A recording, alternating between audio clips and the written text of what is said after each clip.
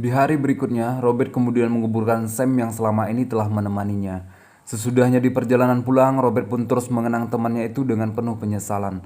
Terlihat Robert pada saat itu seperti kehilangan harapan dan ia sekarang benar-benar sendirian.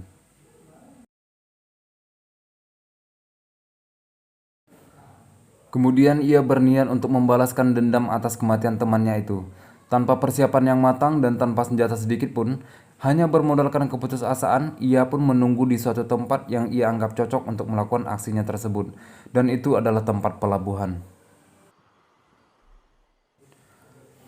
Tanpa ragu, Robert telah bersiap-siap menghabisi para zombie-zombie itu dengan cara menabrakkan mobil yang ia kendarai tersebut. Tetapi usahanya sia-sia karena makhluk-makhluk itu cukup cerdik. Mereka mampu membuat Robert terpojok dengan cara yang cukup unik.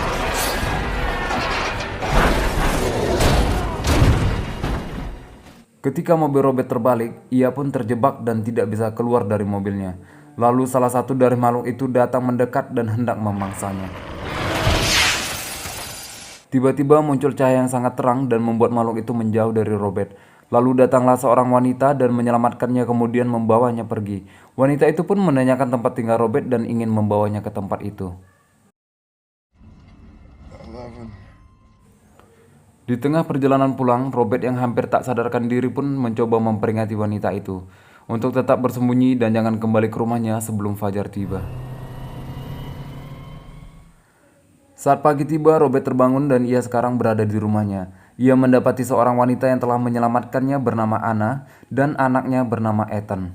Wanita ini bercerita tentang dirinya dan memiliki tujuan untuk pergi ke suatu wilayah di mana wilayah itu adalah tempat orang-orang yang selamat dari wabah virus tersebut.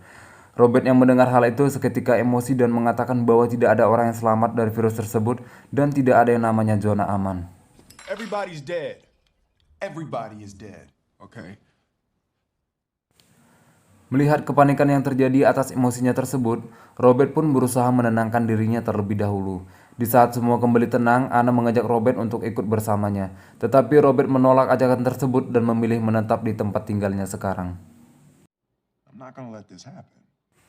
Penolakan itu Robert lakukan karena ia ingin menciptakan vaksin untuk dapat menyembuhkan orang-orang yang sudah terinfeksi virus Kripin.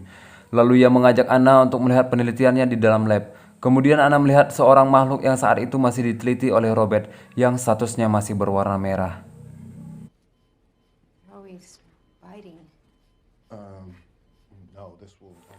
Di saat hari mulai gelap, Robert menggendong Ethan yang sedang tertidur di sofa dan membawanya ke dalam kamar anak Robert. Saat malam tiba, lagi dan lagi Anna mengajak Robert untuk ikut serta bersamanya ke tempat tujuannya tersebut.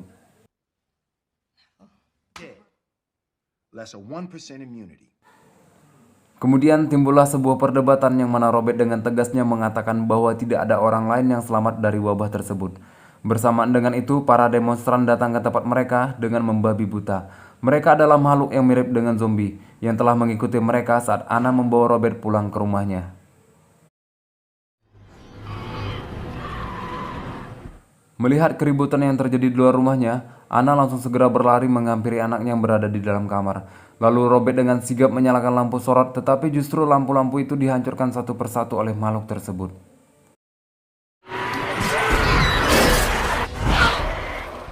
Kemudian di saat makhluk tersebut hampir mendekati rumahnya, Robert lalu mengaktifkan pemicu bom yang telah ia pasang di beberapa titik lokasi tepat di depan rumahnya. Dan itu menyebabkan ledakan yang sangat luar biasa.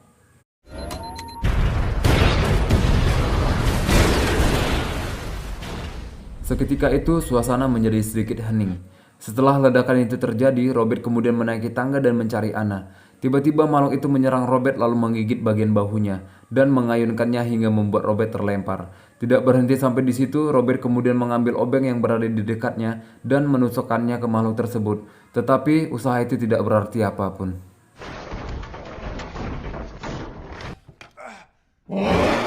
Robert yang kemudian terjatuh dari tangga segera mengambil senjatanya dan menembaki makhluk itu. Dan makhluk tersebut pun lari menjauh dari Robert. Tidak ingin kehilangan kesempatan, Robert terus mengejar makhluk itu dan menembakinya.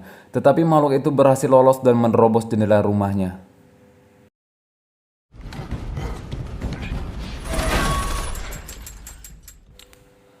Di sisi lain, kita melihat Anna dan anaknya bersembunyi di bawah lemari. Di sana terdapat makhluk lainnya yang sedang melubangi langit-langit rumah si Robert.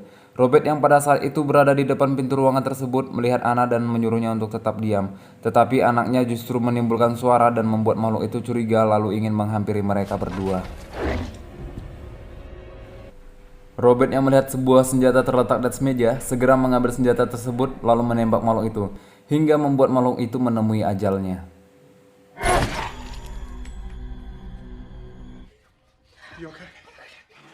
Dari luar rumah Robert, para pelari maraton telah tiba.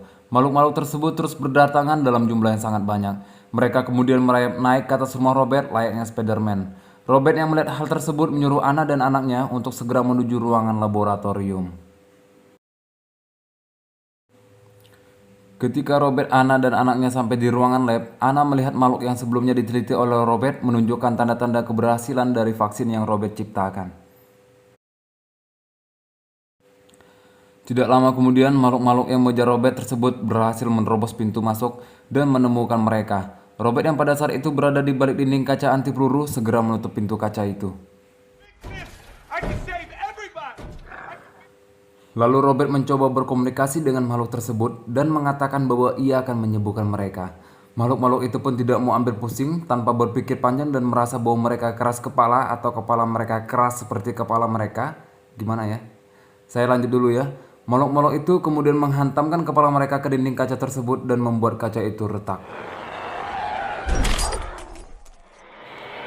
Makhluk itu kemudian menggosokkan telapak tangannya di atas permukaan dinding kaca tersebut dan menimbulkan simbol yang menyerupai kupu-kupu.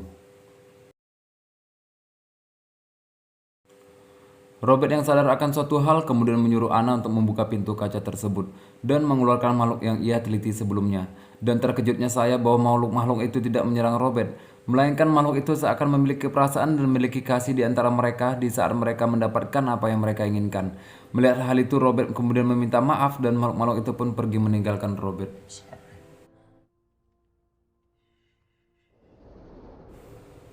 Keesokan harinya, setelah semua masalah selesai, Robert kemudian memutuskan untuk pergi bersama Anna dan juga anaknya ke suatu wilayah yang mana wilayah tersebut adalah tempat yang aman dari penyebaran virus di bumi, yang juga terdapat orang-orang yang tidak terkontaminasi oleh virus tersebut. Ada dua versi untuk akhir cerita film M. Legend ini. Yang pertama, Robert ketika itu berhasil membuat antivirus dan menyerahkan antivirus itu kepada Anna untuk dibawa ke wilayah yang aman dari ancaman virus Kripin. Dan Robert akhirnya mati dengan cara meledakkan diri bersama para makhluk-makhluk tersebut dengan menggunakan granat. Kemudian yang kedua, seperti akhir cerita yang saya rangkum ini, bahwa makhluk itu kembali ke orang yang dia sayangi. Lalu pesan moral yang dapat kita ambil dari film ini adalah sendiri bukan akhir dari segalanya. Jadi buat para jomblo dan zombie di luar sana, jangan pernah menyerah untuk kebahagiaan kalian.